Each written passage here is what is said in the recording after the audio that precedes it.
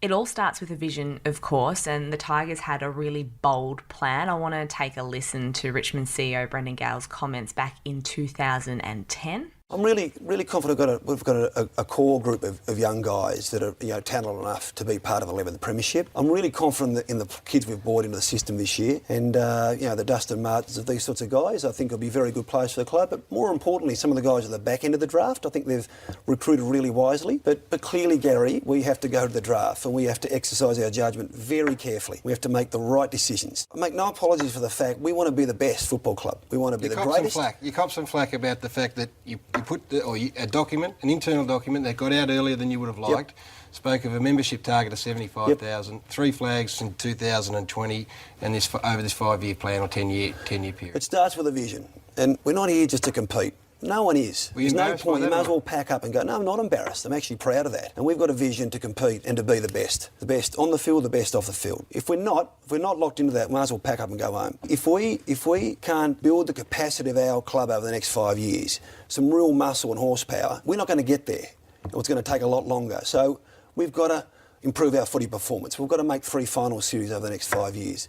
We've got to build our commercial strength, reflected in a whole range of measurements, but notably membership, Gary. And, we've got to manage our finances better. We've got to retire debt. And if we can do that, I think we're well on the way to ticking those boxes. So we're all really familiar with that, Damo, and, the Tigers would have a plan for the next 5 years, the next 10 years. They're always looking ahead.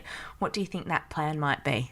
It's a different one, isn't it, Nat? Because it was the selling of hope back then, wasn't it? And it's still incredible to listen to that conversation with Brendon Gale because, again, Nat, I was working at another place at the time and I was at the front of the queue ridiculing them, not in a nasty way, but just what are they doing? Why are they doing this? And I don't think I was on my own there, by the way. People were thinking this club has had, at that stage, 30-plus years of football misery, and what are they doing committing to this? So it just tightened them up, didn't it? It sharpened the whole business up. It's become a blueprint for other clubs.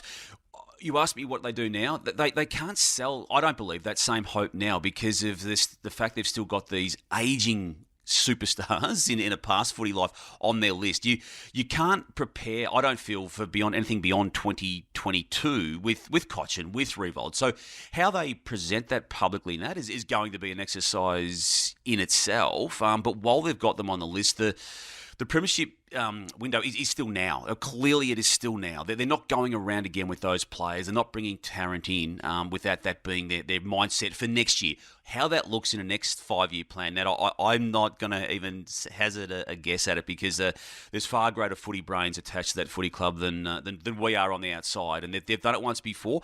There's a question there. Does Brendon Gale want to commit to that next time? Does he need to freshen up? I mean, these are all questions I think that will be asked. And if they're not being asked, they're not doing their own due diligences on their own operations because, there is a lifespan for anyone of any official nature at a footy club, as we've seen with what's happened at Hawthorn in the last 6 months. I mean, they don't have to necessarily bottom out either because I know you talk about the older core of that side.